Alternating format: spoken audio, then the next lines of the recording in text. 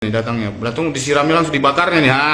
Kronologi wanita diduga ODGJ di Labuan Batu bakar motor polisi hingga ditendang BribKJ. Pada Kamis, tanggal 6 Maret tahun 2025, di Jalan Imam Bonjol, Kecamatan Rantau Prapat, Kabupaten Labuan Batu, terjadi insiden yang melibatkan seorang wanita diduga orang dengan gangguan jiwa ODGJ yang membakar sepeda motor milik polisi. Peristiwa ini menjadi viral setelah video kejadian beredar di media sosial. Bahkan dalam video, terlihat seorang polisi lalu lintas menendang wanita yang duduk di lantai. Kasubit Penmas Polda Sumut, Kompol Siti Rohani, membenarkan bahwa orang yang melakukan penendangan adalah personel Polres Labuan Batu.